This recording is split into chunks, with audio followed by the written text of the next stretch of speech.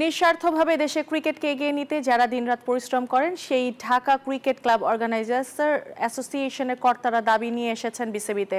তারা চান ঢাকার ৭৬টি ক্লাব নিয়ে গঠিত এই অর্গানাইজেশনের সদস্যদের দেওয়া হোক প্রাপ্য সম্মান ও যথাযথ স্বীকৃতি। এছাড়াও তাদের মধ্যে সংশয় জেগেছে আসন্ন বিসিবি নির্বাচন বানচাল করতে কাজ করছে একটি কুচক্রীয় মহল।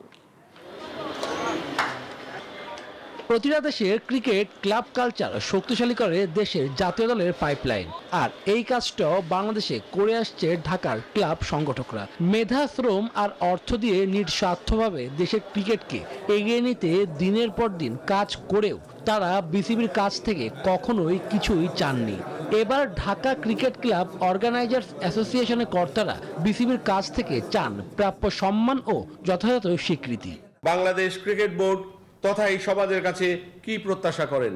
তারা প্রত্যাশা করেন একটু সম্মান এবং যথাযথ স্বীকৃতি।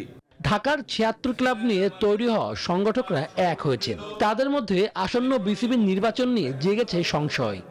অ্যাডহক কমিটি করে একটি বোর্ড পরিচালনার একটি পরিকল্পনা চলছে। আমরা চাই একটি সুন্দর নির্বাচন, সুতরাং আমরা নির্বাচনটা চাই। যারা অ্যাডহক কমিটি গঠনের পরিকল্পনা করছে তারাই ষড়যন্ত্র করছে, তারাই ক্রিকেটকে কলুষিত করার চেষ্টা করছে।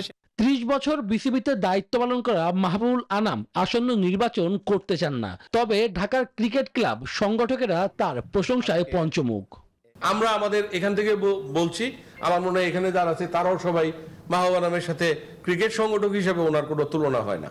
গুঞ্জন উঠেছে দেশ সেরা ওপেনার তামিম ইকবাল আসতে চান বিসিবিতে। তিনি আসলে ক্রিকেটের জয় হবে বললেন ঢাকা ক্রিকেট ক্লাব অর্গানাইজার্স অ্যাসোসিয়েশনের আহ্বায়ক মোহাম্মদ রফিকুল ইসলাম বাবু।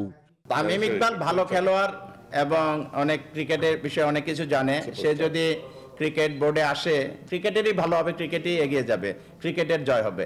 আসন্ন অক্টোবরে বিসিবিতে হবে নির্বাচন। শুভদেবনাথ, নিউজ 24, ঢাকা।